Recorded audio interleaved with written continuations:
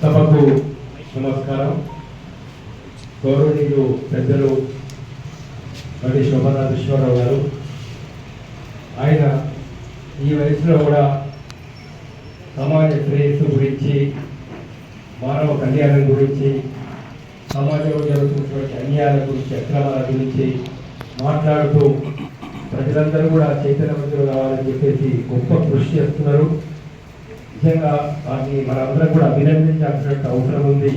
ఎందుకంటే ఇంత పెద్ద వయసులో కూడా ఆయన అంటే కన్సర్న్, సమాజం పట్ల ఆయనకు ఉన్నటువంటి భావన మనందరం గుర్తించాలా.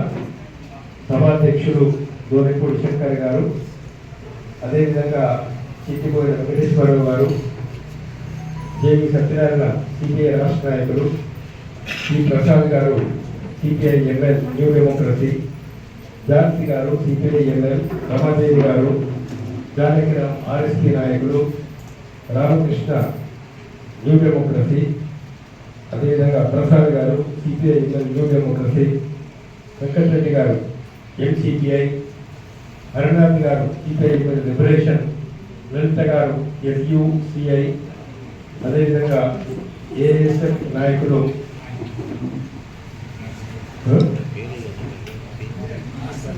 నాసర్ గారు.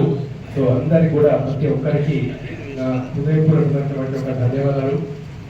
నాకు ఈరోజు మీ అందరితో ఈ మాట్లాడే అవకాశం కల్పించినందుకు ప్రతి ఒక్కరికి కూడా ధన్యవాదాలు. మిత్రులారా, ప్రింట్ అండ్ ఎలక్ట్రానిక్ మీడియా వారు, ఇతర సోదరులు సోదరిమణులు, మేము దాదాపు 7-8 నెలల క్రితమే శాంతి చర్చల కమిటీని ప్రారంభం చేసినాం. అంటే అది వరకు వస్తున్నటువంటి వార్తలన్నీ కూడా మేము చూసినప్పుడు మావోయిస్టులకు, ఈ ప్రభుత్వ దళాలకు మధ్య కాల్పులు జరుగుతున్నాయి, మావోయిస్టులు చనిపోతున్నారు. ఒకటి సందర్భంలో కొంతమంది కానిస్టేబుల్స్ కూడా చనిపోవడం జరిగింది. తర్వాత అమాయకులైనటువంటి ఆదివాసులు కూడా కొన్ని పోలీసులు అరెస్ట్ చేయడము, తీసుకెళ్లడము, లాకప్లో పెట్టడము, రేపులు చేయడము, అనేక విషయాలను మేము గమనించిన తర్వాత ఈ ఘర్షణ ఎటుదారి తీస్తుంది. దీనివల్ల సమాజానికి ఏదైనా ఏం జరుగుతుందా? మరి ప్రాణాలు పోతున్నాయి. ఎవరి ప్రాణమైనా కావచ్చు, అది మావోయిస్ట్ ప్రాణమైనా, ఒక కానిస్టేబుల్ ప్రాణమైనా, ఒక ఎస్ఐ ప్రాణమైనా, ఏదో ఒక ఆదివాసీ ప్రాణమైనా, ప్రాణం చాలా విలువైంది. భారత రాజ్యాంగం జీవించే హక్కును ఒక ప్రాథమిక హక్కు గుర్తించింది. అలాంటి సందర్భంగా ఈ ప్రాణాలు పోకుండా ఎలా నివారించవచ్చు అని మేము ఆలోచించాం. మాకు ఏంటంటే ఈ దేశంలో అనేక చోట్ల ఉగ్రవాద సంస్థలకు, ప్రభుత్వానికి జరిగిన అనేక సంఘటనలు ఉన్నాయి. గూర్ఖాల్యాండ్లో కావచ్చు, నాగాల్యాండ్లో కావచ్చు, మణిపూర్ ప్రాంతంలో, అస్సాంలో అనేక చోట్ల కొన్ని సంస్థలు వచ్చినాయి. వాళ్ళు సాయుధ తిరుగుబాటు చేసినారు. వాళ్ళు కొన్ని హక్కుల కోసం పోరాడారు. ఘర్షణ జరిగింది అక్కడ కూడా. అన్ని సందర్భాలలో దాదాపు కేంద్ర ప్రభుత్వాలు అందరూ బోడోల్యాండ్ వాళ్ళతో, నాగాల్యాండ్ వాళ్ళతో, గూర్ఖాల్యాండ్ వాళ్ళతో చర్చలు జరిపి వాళ్ళతో ఒక పరిష్కార మార్గానికి రావడం. చాలా మంది తమ సాయుధ పోరాట మార్గాన్ని వదిలిపెట్టి, ఆయుధాలను వదిలిపెట్టి జనజీవన క్రమంలో రావడం జరిగింది. లోకల్ ఇష్యూస్లలో కూడా వాళ్ళకు వీళ్ళకి కొన్ని ఒప్పందాలు జరిగినాయి. ఎలా ఉండాలా, ప్రభుత్వాలు ఏం చేయాలా అనే విషయాలు. వాటిని దృష్టిలో ఉంచుకొని మేమేం చెప్పామంటే, ఇటు కేంద్ర ప్రభుత్వాలు, ఇటు మావోయిస్టులు కూర్చొని చర్చించి ఈ సమస్యలకు పరిష్కారం కనుక్కోవాలా. అది ఒక్కటే పరిష్కార మార్గం, వేరే మార్గం అంటూ ఏది లేదు. చర్చల ద్వారానే ఏదైనా మనం సమస్యను పరిష్కరించాలా, శాంతియుత మార్గంలోనే సమస్యను పరిష్కరించాలా అని తీర్మానాలు చేసి కొత్త ప్రధానమంత్రి పంపించాము, రాష్ట్ర మన హోంమంత్రి గారికి పంపించాము, రాష్ట్రపతి గారికి పంపించాము. అందరికీ పంపించి మేము పత్రికాముఖంగా కూడా స్పష్టంగా ఇటు మావోయిస్టులకు, అటు ప్రభుత్వానికి చెప్పడం జరిగింది. ఈ తర్వాత జరిగిన పరిణామాలను దృష్టిలో ఉంచుకుంటే మావోయిస్ట్ పార్టీ కేంద్ర కమిటీ నుంచి లెటర్ వచ్చింది. మేము చర్చలకు సిద్ధమే, మేము కేంద్ర ప్రభుత్వంతో మాట్లాడడానికి సిద్ధమే. అదేవిధంగా ప్రభుత్వం చొరవ చూపినట్లయితే మేము ఆయుధాలు వాడము, మేము ఆయుధాలను పక్కన పెడతాము అని చాలా స్పష్టంగా చెప్పారు. తర్వాత కేంద్రం వాళ్ళు ఒక ప్రకటన చేశారు, అట్లా మేము చర్చించే సమస్య లేదు, మీరు సరెండర్ అయిపోవాలా అనేటటువంటి ఒక స్టేట్మెంట్ విజయ్ శర్మ గారు కావచ్చు, కేంద్ర మంత్రులు ఇవ్వడం జరిగింది. మావోయిస్ట్ పార్టీ ఒక రాజకీయ పార్టీ, దానికి విధానం అనేది ఉంటుంది. వాళ్ళందరూ కూర్చొని కేంద్ర కమిటీ వాళ్ళు కూర్చొని చర్చించి కొన్ని నిర్ణయం చేయాల్సి ఉంటుంది. మేము ప్రభుత్వంతో చర్చిస్తాము అని వాళ్ళు సెంట్రల్ లెవెల్ కూడా నిర్ణయం తీసుకున్నారు. ఆదివాసుల సమస్యలు, అడవి ప్రాంతాల సమస్యలు, అటవీ భూముల పరిరక్షణ అనేక అంశాలు కూడా చర్చల్లో మనం చర్చిద్దాము అనే విధంగా కొన్ని ప్రతిపాదనలు వచ్చినాయి. మేము చర్చలకు సిద్ధము అని చెప్పిన తర్వాత వాళ్ళని పిలువకపోవడం అనేది ఇది ఎంతవరకు న్యాయం, ఇది ఎంతవరకు సరైనటువంటి పద్ధతి. దాని తర్వాత మేము ఆయుధాలు కింద పెట్టము, ఆయుధాలు వాడము అని మావోయిస్టులు చాలా స్పష్టంగా చెప్పిన తర్వాత తెలంగాణ కమిటీ వాళ్ళు కావచ్చు, కేంద్ర కమిటీ వాళ్ళు కావచ్చు చెప్పిన తర్వాత వాస్తవంగా వాళ్ళు ఎక్కడ కూడా ఆయుధాలు వాడినటువంటి యొక్క దాఖలాలు మనకు కనబడలేదు. అడవులోకి వెళ్ళిపోయి ఎక్కడెక్కడో లోపల స్పష్టమైన అడవి ప్రాంతాల్లో వాళ్ళు ఉండడం అనేది జరిగింది. మరి అప్పుడు కేంద్ర ప్రభుత్వం లేదు మీరు లొంగిపోండి, లేకపోతే మేము చుట్టూ చంపుతామని చెప్పేసి వేలాది బలగాలు దాదాపు 30,000 సైన్యాన్ని కరేమిక ప్రాంతం లోపల చెట్టు పుట్ట మొత్తం గాలించడం మొదలుపెట్టారు. ఒక దగ్గర ఉన్నారనుకున్నారు, ఓ 10 మంది 20 మంది ఉన్నారు అక్కడ. మరి ఎవరి మీద ఆయుధాలు ప్రయోగిస్తలేదు, వాళ్ళు సైలెంట్గా అక్కడ ఉన్నారు. సైలెంట్గా ఉన్న వాళ్ళని చుట్టుముట్టి కాల్చి చంపడం న్యాయమా? వాళ్ళ నుంచి ఫైరింగ్ రాకుండానే, వాళ్ళు ఎవరిని ఫైర్ చేయకుండానే, వాళ్ళు కాల్పులు మొదలు పెట్టకుండానే ఎక్కడ గుహల్లో చెట్లలో ఉంటే దళాలను తీసుకెళ్లి రహస్యంగా సమాచారం అంతా సేకరిస్తూ వాళ్ళ చుట్టుముట్టి వాళ్ళని పట్టుకొని వాళ్ళని కాల్చి చంపడం ఇంతవరకు అరెస్ట్ చేయడానికి లేని పరిస్థితులు అక్కడ ఉన్నాయా? వాళ్ళు అరెస్ట్ చేయడానికి ఉన్నటువంటి పరిస్థితి ఉన్నప్పటికీ కూడా మీరు కాల్చి చంపుతున్నారు అంటే ఇది ఎంతవరకు? యుద్ధ నీతి అనేది ఒకటి ఉంటుంది.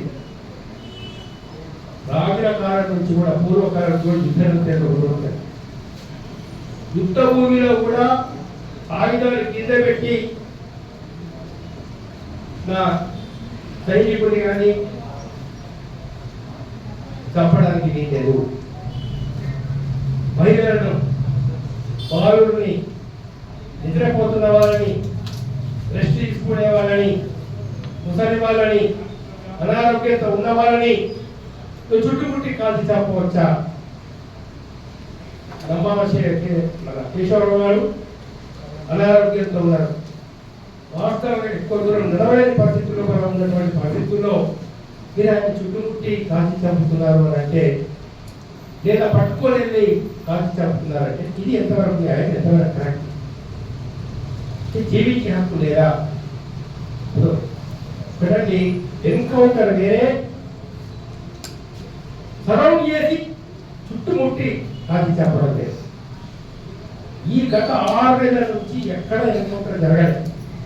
జరిగిందల్లా వాళ్ళు ఎక్కడున్నారో లొకేషన్ కనుక్కొని అక్కడికి వెళ్ళి పెద్ద పెద్ద సైన్యాలను తీసుకెళ్లి చుట్టుముట్టి వాళ్ళని దొరికినట్టు కాల్చి చంపడం, లేదా పట్టుకెళ్ళి తీసుకెళ్ళి ఎక్కడో తమ స్వాధీనంలో ఉంచుకొని చిత్రహింసలు చేసి తర్వాత కాల్చి చంపడం. ఎందుకంటే ఇప్పుడు రాజరెడ్డి గారు మిగతా వాళ్ళు పెద్ద నాయకులు చనిపోయిన తర్వాత మన శరీరం మీద ఉన్నటువంటి గాయాలను పోస్ట్ మార్టం ఇండివిజువల్గా చూసినట్లయితే అందరినీ చాలా మంది టార్చర్ చేసి రకరకాల చిత్రహింసలకు గురి చేసి చంపినారనేటువంటి విషయాలు తెలుస్తా ఉన్నాయి. కాబట్టి ఏంటంటే ఇది ఎందుకు జరుగుతుంది? చర్చిస్తామని చెప్పిన తర్వాత చర్చలకు పిలవకుండా మేము నిర్మూలిస్తాం, మావోయిస్టులను నిర్మూలిస్తాం అనే ప్రకటన ఎందుకు చేస్తున్నారు? ప్రకటన చేయడమే కాదు, ఒక శత్రు దేశం మీద యుద్ధానికి పోయినట్లు లేదా ఒక ప్రాంతాన్ని గెలుచుకోవడానికి సైన్యాన్ని పంపించినట్లు ఆ విధంగా ఇక్కడ ప్రవర్తిస్తున్నారు. ఏంటి దీనికి కారణాలు? ఎందుకు ఇలా చేస్తుంది కేంద్ర ప్రభుత్వం? ప్రజల మీద ప్రేమతోటి చేస్తున్నారా? వాళ్ళు ఏమని చెప్తున్నారు? మేము ఆదివాసీ ప్రాంతాన్ని అభివృద్ధి చేయాలంటే మావోయిస్టులు మాకు అడ్డంకిగా ఉన్నారు, అందుకని మేము చేయలేకపోతున్నాము, ఇక్కడ అభివృద్ధి కార్యక్రమాలు చేయలేకపోతున్నాము. కాబట్టి మావోయిస్టులను ఇక్కడ నిర్మూలించినట్లయితే ఆ ప్రాంతాన్ని మేము అభివృద్ధి చేస్తామని చెప్తున్నారు. అయ్యా మోడీ గారు, అమిత్ షా గారు, మావోయిస్టులు లేని ప్రాంతాలు భారతదేశంలో ఎన్నో ఉన్నాయి, ఆదివాసీ ప్రాంతాల్లో ఉన్నాయి. అక్కడ మీరేమైనా అభివృద్ధి చేశారా? అక్కడ ఉచిత విద్య ఇస్తున్నారా? ఉచిత వైద్యం ఇస్తున్నారా? అక్కడ నిరుద్యోగం లేకుండా చేశారా? అక్కడ ప్రజా సమస్యలు పరిష్కరించారా? మరి ఇతర ప్రాంతాల్లో ఎక్కడా లేనటువంటిది మనం ఇక్కడ ఈ సాధ్యతలు చూపిస్తున్నారు. కారణం ఏంటి అంటే, ఇందాక పెద్దలు శోభరాజేశ్వరరావు గారు చెప్పినట్టు ఒక 2-3 విషయాలు దయచేసి మీరు గమనించండి. ఇవాళ ప్రపంచం మొత్తంలో ఒక 20 అత్యంత కాలుష్య నగరాలు కనుక ఉంటే అందులో 13 భారతదేశంలో ఉన్నాయి. ఢిల్లీ ఎక్కడైతే ప్రధానమంత్రి ఉంటాడో, రాష్ట్రపతి ఉంటారో, సుప్రీం కోర్టు ఉంటుందో, ఇవాళ అక్కడ గాలి కాలుష్యం ఎంతగా పెరిగిపోయిందంటే ప్రతి ఒక్క వ్యక్తి ఊరికే అక్కడ ఉంటే, ఏ సిగరెట్లు తాగని వ్యక్తి, ఎలాంటి చెడలటువంటి వ్యక్తి కూడా ఢిల్లీలో ఉంటే కదా రోజుకు 20 నుంచి 25 సిగరెట్లు తాగేటువంటి ఒక ఎఫెక్ట్ జరుగుతుంది. కొన్ని లక్షల మంది ప్రజలు చెస్ట్ రోగాలకి, అనేక రకాల రుగ్మతలకు వాళ్ళు గురవుతున్నారు. చనిపోయే వాళ్ళ సంఖ్య కూడా కొన్ని లక్షలు ఉంటుంది ఇది కాలుష్యం యొక్క ప్రభావం వల్ల.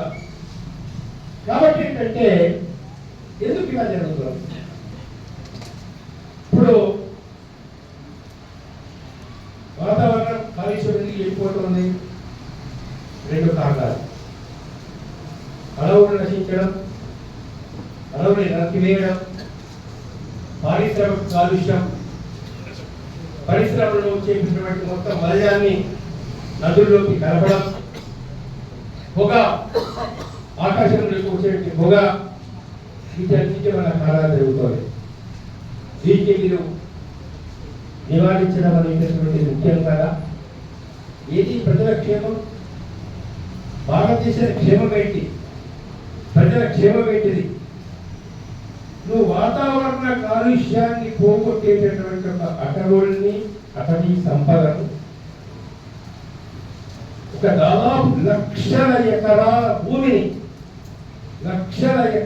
భూమిని ఇవాళ ఛత్తీస్గఢ్ ప్రాంతంలో కావచ్చు, ఇప్పుడు ఎక్కడైతే మావోయిస్టు గతంలో కూడా బలంగా ఉన్నారో అన్ని ప్రాంతాలు కావచ్చు, అవన్నీ ఆ ప్రాంతాల్లో ఉన్నటువంటి అడవుల్ని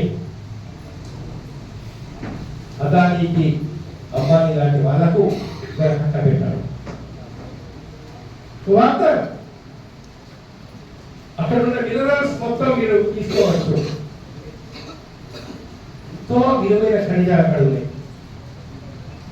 ఎంతో విలువైనటువంటి ఖనిజాలు.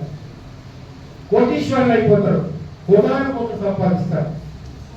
అటువంటి ఒక కార్పొరేట్ శక్తులకు, కొంతమంది బడ వ్యాపారస్తులకు అత్యధిక లాభాలు చేయాలన్నటువంటి ఉద్దేశం చేత ఆ ప్రాంతంలో లీజ్ ఇవ్వడానికి అడవుల్ని వాళ్ళకి అప్పచెప్తే ఏమవుతుంది? ఈరోజు చూడండి 1600 ఎకరాల భూమిని అదానికి ఎకరానికి రూపాయి చొప్పున ఇచ్చారు. 30 సంవత్సరాల లీజ్, 1,00,000 చెట్లు కొట్టేశారు. ఇక్కడ ఛత్తీస్గఢ్ ప్రాంతానికి వస్తే వాళ్ళకి అప్పచెప్తే కనీసం 10 లక్షల చెట్లు పోతాయి. ఇక అప్పుడు చూడండి వాతావరణ పరిస్థితి ఎట్లా అవుతుందో. ఇప్పటికే వేడిగాలు నచ్చి వర్షాలు సరిగా టైంకు పడకుండా అతివృష్టి, అనావృష్టి, తుఫాన్లు, నానా రకాలైనటువంటి ఒక పరిస్థితి మన భారతదేశంలో మనం చూస్తూ ఉన్నాం. అలాంటిది ఈ ఉన్న అడవులు కూడా మనం నాశనం చేసుకుంటే, ఇవన్నీ కార్పొరేట్ కంపెనీలకు ఇస్తే అక్కడ మొత్తం కెమికల్ ఫ్యాక్టరీలు, రకరకాల ఫ్యాక్టరీలు వస్తే తెలంగాణ వచ్చే పరిస్థితి ఏంటి? ఈ దేశ భవిష్యత్తు అవసరం లేదా మనకు? ప్రజల ఆరోగ్యం అవసరం లేదా మనకు? ప్రజల ఆరోగ్యాలు కాపాడుకోవడానికి మనం చర్యలు తీసుకోవాల్సిన అవసరం లేదా? ఈ ప్రాథమిక కర్తవ్యాన్ని వాళ్ళు మర్చిపోయి ఉద్దేశపూర్వకంగా, మర్చిపోవడం కాదు, ఉద్దేశపూర్వకంగా కార్పొరేట్ కంపెనీకి లాభం చేయడానికి దేశ ప్రజలను దెబ్బతీస్తున్నారు. మరొక విషయం, శోభనాథేశ్వరరావు గారు ఇందాక ఒక కొత్త పుస్తకం వచ్చారు, అది త్వరలో రాబోతున్నది. రేపు ఆ పుస్తకం ఎడిటింగ్ ఫంక్షన్ పెట్టారు. గమనించాల్సిన విషయం ఏంటంటే రైతులు భారతదేశంలో రోజుకు 30 మంది రైతులు ఆత్మహత్యలు చేసుకుంటారు. దాదాపుగా 6 లక్షల మంది రైతులు గత 15 సంవత్సరాలుగా ఆత్మహత్యలు చేసుకున్నటువంటి లెక్కలు మనకు కనబడతా ఉన్నాయి. ఎందుకు రైతులు ఆత్మహత్యలు చేసుకుంటున్నారు? వ్యవసాయ రంగం ఏమైపోతున్నది? ఎందుకు గిట్టుబాటు ధర ఇస్తలేరు? గిట్టుబాటు ధర ఎవరు ఇవ్వాలా? డాక్టర్ స్వామినాథన్ కమిషన్ ఏం చెప్పింది? ఖర్చుకు ఇంకా 50% కలిపి ఇస్తే మినిమం సపోర్టింగ్ ప్రైస్. ఈరోజు ప్రతి లెక్క చూసుకుంటే ఎంఎస్పీ కనీసం 10,000 పైన ఉండాలి, కానీ 7,000కు తక్కువ వాళ్ళు నిర్ణయం చేసినారు. ఇంకా అత్యంత ఘోరమైన విషయం ఏంటంటే అమెరికన్ కంపెనీలతో ఒప్పందం చేసుకొని అక్కడి నుంచి పత్తి కొనుక్కోవడానికి కేంద్రం పత్తి జెండా చూపించేది. ఒక పత్తే కాదు, అనేక ఆహార ధాన్యాలు విదేశాల నుంచి దిగుమతి చేసుకోవడానికి ఒప్పందాలు చేసుకొని ముఖ్యంగా అమెరికా లాంటి దేశాలతోటి దిగుమతి చేసుకుంటారు. ఇది వరకు దిగుమతి సుంకం అనేది ఒకటి ఉంటుంది. 11% దిగుమతి సుంకం ఉండేది, ఇవాళ 11% దిగుమతి సుంకం ఎత్తేస్తారు. ఆ దేశాల్లో ఏంటంటే ప్రభుత్వాలు రైతులకు చాలా హెల్ప్ చేస్తున్నాయి, ఎంతో సబ్సిడీ ఇస్తారు. వాళ్ళు 3,000-4,000 క్వింటాల్ రూపాయలకు, 3,000 రూపాయలకు, 4,000 రూపాయల క్వింటాల్ కూడా అమలు ఉంటారు. మొత్తం దిగుబడి కనుక భారతదేశానికి వస్తే పత్తి కానీ ఇతర పంటలు కానీ ఈ దేశంలో ఉండేటువంటి రైతుల ఆత్మహత్యలు పెరిగిపోతాయి. మొత్తం రైతాంగం దివాణా ఇస్తారు, వ్యవసాయం దివాణా ఇస్తుంది. మరి ఎవరి ప్రయోజనం చూస్తున్నారు? ఎవరి దేశభక్తులు? రైతుల ప్రయోజనాలను కాపాడే వాళ్ళ దేశభక్తులు, కార్పొరేట్ వాళ్ళ ప్రయోజనాలను కాపాడే వాళ్ళ దేశభక్తులు. దేశంలో వాతావరణ కాలుష్యం లేకుండా చేసే వాళ్ళ దేశభక్తులు, దేశంలో మరింత వాతావరణ కాలుష్యాన్ని పెంచే వాళ్ళ దేశభక్తులు. విదేశీ కార్పొరేట్ సంస్థలకు ఏజెంట్గా పనిచేసే వాళ్ళ దేశభక్తులు ఎవరు? ఇవన్నీ మనం ప్రజలు చేసుకోవాల్సిన అవసరం ఉంది. మావోయిస్టులు కానీ, మిగతా వాళ్ళు కానీ, కమ్యూనిస్టులు కానీ ఏం కోరుకుంటున్నారు? అడవులు రక్షించబడాలా? ఒక చట్టాలు చేస్తారు, మనం పీసా చట్టం, ఇంకో చట్టం. షెడ్యూల్డ్ ఏరియాలు పెట్టారు. అక్కడ షెడ్యూల్డ్ ఏరియాలో వేరే వాళ్ళు భూములు కొనుక్కోవడానికి వీల్లేదు, మైనింగ్ చేయడానికి వీల్లేదు. కానీ వల్ల కేంద్ర ప్రభుత్వం ఆ చట్టాలన్నీ పక్కన పెట్టి, రాజ్యాంగాన్ని పక్కన పెట్టి, రాజ్యాంగ హక్కుల్ని పక్కన పెట్టి కేవలం కార్పొరేట్ సంస్థలకు లాభం చేకూర్చేటటువంటి విధంగా చర్యలు తీసుకుంటున్నారు. కాబట్టి మిత్రులారా, ఇది చాలా ముఖ్యమైనటువంటి సమస్యలు ఉన్నాయి. ఈ సమస్యల్లో మేము ఒకటే కోరుకుంటా ఉన్నాం, ఏంటంటే ఇదేదో మావోయిస్టులకు ప్రభుత్వానికి మధ్య ఉన్నటువంటి సమస్యగా మనం దీన్ని చూడడానికి వీలేదు. మావోయిస్టులకు ప్రభుత్వానికి వాళ్ళ ఇద్దరి మధ్యనే ఏదో పరిష్కారం వస్తుంది అని ఆలోచిస్తారే. వాళ్ళందరూ కూడా ఆలోచించాల్సి మావోయిస్టుల పద్ధతి పంత సరైంది కాదా? ఈ రోజు ఉన్నటువంటి టెక్నాలజికల్ పరిస్థితుల్లో అత్యంత ఆయుధ సంపన్నం కలిగినటువంటి కేంద్ర ప్రభుత్వం ఎదురుగా కొద్దిమంది సాయుధులై పోరాటం కొనసాగించడం కరెక్ట్ కాదా అనే విషయం ఆలోచించాల్సిన అవసరం. కార్మికులు చైతన్యవంతులు చేశామా? రైతులు చైతన్యవంతులు చేశామా? నిరుద్యోగానికి కారణం ఏంటి? అధిక ధరల కారణం ఏంటి? ఆర్థిక దోపిడీ కారణం ఏంటి? ఇది ఎంతమంది ప్రజలకు తెలుసు? ప్రజల్ని రాజకీయంగా చైతన్యవంతులు చేయాల్సిన అవసరం ఉంది. కాబట్టి ఏంటంటే మేము వాళ్ళ విధానాలతో ఏకీభవిస్తామా ఏకీభవించామా అది వేరే విషయం. కానీ వ్యక్తుల్ని చంపేటటువంటి పద్ధతి మటుకు మంచిది కాదు. జీవించే హక్కులు మీరు భంగం చేసే పద్ధతి మటుకు కరెక్ట్ కాదు. ఆయుధాలు ప్రయోగించము అని చెప్పినటువంటి వాళ్ళ మీద చుట్టుముట్టి చంపడం కరెక్ట్ కాదు. ఇప్పుడు వస్తున్న ఆరోపణలు ఏంటి? విజయవాడలో పట్టుకున్నారు, తీసుకెళ్లారు.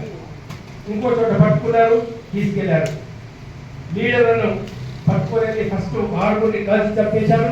ఇటువారు మిగతా వాళ్ళని వాళ్ళ సెక్యూరిటీ గార్డు వాళ్ళతో పాటు సెక్యూరిటీ ఉన్నటువంటి వాళ్ళని పట్టుకు వాళ్ళ రెండో రోజు కలిసి చెప్పారు. అంటే ఇటువా వేరే టైంలో దొరికారు, వాళ్ళు వేరే టైంలో దొరికారా? ఎలా జరుగుతుంది? ఇది ఎలా సాధ్యమవుతుంది? తర్వాత ఏంటంటే నేను పోలీస్ అధికారులను కూడా కొంచెం ఆలోచించాలని చెప్పి చెప్తా ఉన్నాను. ఒక ప్రొసీజర్ ఉంటుంది. 50 మందిని అరెస్ట్ చేశామన్నారు, 50 మందిని కోర్టుకు ప్రవేశపెట్టామన్నారు. ఒక వ్యక్తిని అరెస్ట్ చేసినప్పుడు పోలీస్ యంత్రాంగం అధికారులు పర్సనల్ సర్చ్ చేయాలి. ఆయన జేబులో ఏం దొరికింది, చేతికి ఉంగరాలు ఏమైనా ఉన్నాయా, పర్సులో డబ్బు ఏమైనా ఉందా, పెన్ను ఉందా, కాగితం ఉందా, ఏముంది ఆయన దగ్గర, పర్సనల్ సర్చ్ లిస్టు కూడా తయారు చేయాలి. ఎక్కడా ఏ పేపర్లో రాలేదే ఈ 50 మందిని మేము సర్చ్ చేస్తామని, వాళ్ళ దగ్గర పర్సు దొరికిందని, వాళ్ళ దగ్గర డబ్బులు దొరికింది. ఒక్కరి దగ్గర ₹1 దొరకలేదా? 50 మందిని పట్టుకుంటే 50 మందిలో ఎవరి దగ్గర ₹1 దొరకలేదు, ఒక పెన్ను కూడా దొరకలేదా? మరేంటి ఎందుకు చెప్తారు మీరు? దొరికిందని చెప్పండి. అంటే వాళ్ళు ఎక్కడో పట్టుకున్నారు, ఎక్కడో సర్చ్ చేశారు, వాళ్ళు ఎక్కడో తీసేసుకున్నారు. కోర్టుకు తీసుకొచ్చేటప్పుడు మటుకు అరెస్ట్ చూపించి కోర్టుకు తీసుకురావడం జరిగింది. చాలా స్పష్టంగా తెలుస్తోంది. కాబట్టి న్యాయ విచారణ జరపాలి. అన్ని లెఫ్ట్ పార్టీలు అందరం కూడా మేమందరం ఇక్కడ ఉన్నటువంటి వాళ్ళం కూడా ఇంటలెక్చువల్స్ పెద్దలు అందరూ కూడా ఒక డిమాండ్ చేస్తారు ప్రభుత్వానికి. ప్రభుత్వం దగ్గర నిజాయితీ ఉంటే ఏమి జరిగింది, ఎలా జరిగింది, ఎక్కడ పట్టుకున్నారు, ఎవరిని పట్టుకున్నారు, ఎప్పుడు ఎవరిని కాల్చి చెప్పారు, ఎందుకు కాల్చి చెప్పారు, ఈ విషయంలో మన న్యాయ విచారణ జరపాల్సిన అవసరం ఉంది. ఎవరి మీద ఏం గాయాలు వచ్చినాయి, ఎట్లా వచ్చినాయి, వీటన్ని చూపించి తగినటువంటి పద్ధతిలో కూడా మనం ఇష్యూను ముందుకు తీసుకొని పోవాల్సిన అవసరం ఉంది. అంటే దేశాలతో జరుగుతున్న యుద్ధంలోనే ఉపచారం చేసుకుంటున్నారు. ఇప్పుడు పాకిస్తాన్ పేల్గాంలో దాడి జరిగింది. పేల్గాం విషయంలో కూడా పాకిస్తాన్కు మనకు యుద్ధం అనేది వచ్చేది. అంటే సబ్జెక్ట్ వేరే ఉండొచ్చు. 30,000 మంది కర్ణాటకకి పంపించాలి. పేల్గాంకు 2 కానిస్టేబుల్ పంపలేకపోయావా పైకి? కాశ్మీర్ కదా, అది కాశ్మీర్ కదా, సెన్సిటివ్ ఏరియా కదా, ఎక్కడ ఏం జరుగుతుందో తెలియదు కదా. అదే చాలా ఆశ్చర్యం. కింది నుంచి పైకి అక్కడ ఇక్కడికి వెళ్ళాలంటే 1.5 గంటల ప్రయాణం, కిందికి దిగాలంటే 1 గంటల ప్రయాణం. ఒంటెల మీద పోవాలా, గుర్రాల మీద పోవాలా, మామూలుగా పోవడానికి వీల్లేదు, అందులో గాట్ల మీద పోవాలా. వాడు పోయి అక్కడ ఒక కాల్పులు చేసి హిందువా ముస్లిం అని కాల్పులు చేసి వాడు అక్కడ నుంచి దిగిపోయేంత వరకు కూడా కిందికి వచ్చి వెళ్ళిపోతాడు. 1 గంటల పడుతుంది కిందికి రావాలంటే. ఏం జరుగుతుంది అక్కడ అంటే చాలా చాలా. మరి అప్పుడు సరే పాకిస్తాన్ యుద్ధం జరిగింది, పాకిస్తాన్ దాడులు చేశాడు. దానిలో పెద్ద ఒక దేశభక్తితో చర్యగా చూపిస్తున్నారు. ఓకే, మంచిదే. 3 రోజుల తర్వాత ఎందుకు ఆపేశారు? ట్రంప్ చెప్తాడు ఒక్కసారి కాదు 10 సార్లు చెప్పాడు. నేను చెప్పడం వల్ల ప్రభుత్వం ఇక భారత ప్రభుత్వం ఒప్పుకోలేదని చెప్పింది. ఎవరైతే టెర్రరిస్టుని పీచి పోషిస్తున్నారో అలాంటి దేశంతో ఏదైతే శత్రు దేశం అని నేను చెప్తున్నారో పాకిస్తాను, శత్రు దేశంతో మీరు ఒప్పందం చేసుకున్నారే ఆవిష్కరణ ఎందుకు చేసుకోరు? కనీసం చర్చలకు ఎందుకు పిలవరు? అలాంటి వాళ్ళని మధ్యలో ఉంచండి. మీరేం చెప్తారో వాళ్ళేం చెప్తారో ఎక్కడ పరిస్థితి ఏర్పడితే మేము వాళ్ళకి నచ్చేది వాళ్ళకి నచ్చ చెప్తాం, మీకు చెప్పింది నీకు చెప్తాం, అందులో ఏ విధంగా పరిష్కారం మీరు చేస్తాం. ఒక్కటే మేము కోరుకుంటున్నాం ఇవాళ అంటే ధర్మం గురించి నీతి గురించి మాట్లాడతారు. మీరు ధర్మం గురించి నీతి గురించి మాట్లాడుతుంటే ఆయుధాలు లేని వాళ్ళని దొంగలు ఎక్కడో గుట్టల్లో చెట్లో కూర్చున్నామని చుట్టూ పెట్టి చంపాలని ఏ ధర్మం చెప్తున్నారు? ఏ ధర్మశాస్త్రాన్ని చెప్తున్నారు? ఈ హిందూ ధర్మశాస్త్రాన్ని చెప్తున్నారా? అమాయకుని అందరూ కాల్చి చంపితే, నిరాయుని కాల్చి చంపితే ఈ గరుడ పురాణం ప్రకారం నీకే శిక్ష పడుతుంది. మీరు ఆలోచించుకోండి సార్. ఎవరు భూతాలే దయ్యాలే మిమ్మల్ని పట్టుకుంటారో భవిష్యత్తులో అది కూడా ఇక్కడ మోడీ గారు అమిత్ షా గారు ఆలోచించాలా? హిందూ ధర్మం చెప్పేది నీ హిందూ ధర్మం ప్రకారంగా ఒక వ్యక్తిని కాల్చి చంపితే అన్యాయంగా దానికి వచ్చే ఫలితం ఏంటి? నీకు కర్మ సిద్ధాంతం ప్రకారం వచ్చే ఫలితం అతను అడుగవా? గ్రామీణ పండితులు పిలిపించి అడుక్కోను దాని అనవసరంగా కొంతమంది చంపిస్తే నాకేమవుతుంది, నా భవిష్యత్తు ఏమవుతుంది అని చెప్పేసి అనుకోండి. కాబట్టి మిత్రులారా, విషయం 2 విషయాలు అక్కడ ఒక నిమిషం మీ టైం ఎక్కువ తీసుకున్నా కూడా ఈ దేశ భవిష్యత్తు ఏంటి? ఒకరోజు భగత్ సింగ్ కావచ్చు, చంద్రశేఖర్ ఆజాద్ కావచ్చు, మహాత్మా గాంధీ రాజీవ్ కావచ్చు, మిగతా ఒక వ్యవస్థను మనం కోరుకున్నాం. అవినీతి లేని సమాజం కోరుకున్నాం, కల్తీ లేని సమాజం మనం కోరుకున్నాం, మానవ హక్కులు కాపాడే సమాజాన్ని మనం కోరుకున్నాం, మహిళలకు గౌరవం ఇచ్చేటువంటి సమాజాన్ని మనం కోరుకున్నాం, ఒక సోషలిస్ట్ వ్యవస్థను మనం కోరుకున్నాం. ఉత్పత్తి చేసే వాళ్ళు శ్రమజీవుల శ్రమకు తగిన ఫలితం దొరికే సమాజం కావాలని మనం కోరుకున్నాం. ఒక దోపిడీ లేనటువంటి వ్యవస్థ మనం కావాలని కోరుకున్నాం. నిరుద్యోగం లేని సమాజం మనకు కావాలని చెప్పేసి కోరుకున్నాం. ఇవన్నీ రాజ్యాంగంలో రాసుకున్నారు. ఇందాక పెద్దలు చెప్పినట్టు, మిగతా మిత్రులు చెప్పినట్టు మీరు ఏమైనా టార్గెట్ పెట్టుకునేది ఉంటే అది టార్గెట్ పెట్టండి. నిరుద్యోగం లేకుండా చేస్తారని చెప్పండి, అవినీతి లేకుండా చేస్తారని చెప్పండి, వాతావరణ కాలుష్యం లేకుండా చేస్తారని చెప్పండి, అడవులు నాశనం లేకుండా చూస్తారని చెప్పండి, రైతులు ఆత్మహత్యలు చేసుకొని సమాజం తీసుకొస్తారని చెప్పండి. అందులో దానికి టార్గెట్ పెట్టలేవు, వారికి టార్గెట్ పెట్టలేరు మీరు. కాబట్టి ఇక్కడ మిగతా మిత్రులతో కూడా పోలీస్ డిపార్ట్మెంట్ అంతా కూడా మేము రిక్వెస్ట్ చేస్తున్నాం. అందరితో కూడా దొరికిన వాళ్ళని పట్టుకొని కాల్చడం పట్టుకో అక్రమము, అన్యాయము. దానికి ఏ పోలీస్ అధికారి కోరుకోవద్దు. పూనుకుంటే సుప్రీంకోర్టు యొక్క డైరెక్షన్ ప్రకారం ఎంక్వైరీ జరిగితే మీరే ఇబ్బందులు పడతారు. ఆ విషయం కూడా దృష్టిలో ఉంచుకోవాలా. ప్రజల ఆగ్రహం, ప్రజల యొక్క పరిస్థితి ఎట్లా ఉంటుంది? మొన్న బీహార్ ఎన్నికల తర్వాత కొన్ని వీడియోలు చేసినప్పుడు లక్షలాది మంది ప్రజలు రోడ్డుకి వచ్చారు. లక్షలాది మంది. ఇది ఎన్నిక అసలు ఎన్నిక కాదు. నేను మరి ఎక్కువ ఒకటే 2 సెకండ్లలో ముగించేస్తా. ఒక విదేశీ మోడల్ పేరు, ఒక విదేశీ వనిత పేరు ఓటర్ లిస్టులో ఆమె ఫోటో 21 సార్లు వచ్చింది. ఎలా వస్తుందండి? ఎలా వస్తుందండి? ఒక విదేశీ మహిళ పేరు, ఒక విదేశీ మహిళ ఫోటో ఓటర్ లిస్టులో 20. దీన్ని ఎంక్వైరీ చేయాల్సిన అవసరం లేదా?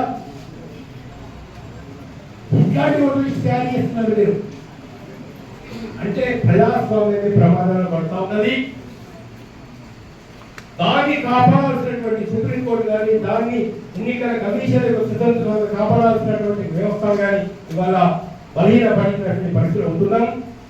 కాబట్టి ప్రజలందరూ కూడా ఈ దేశంలో ప్రజాస్వామ్యాన్ని కాపాడుకోవడానికి, మానవ హక్కుల్ని కాపాడుకోవడానికి, మనుషుల ప్రాణాన్ని కాపాడుకోవడానికి ఒక ప్రజా ఉద్యమంలోకి రావాలని, శాంతియుతమైనటువంటి పద్ధతిలో గొప్ప మార్పుకు మనం పూనుకోవాలని చెప్పి కోరుతూ నాకు అవకాశం ఇచ్చినందుకు అందరికీ ధన్యవాదాలు.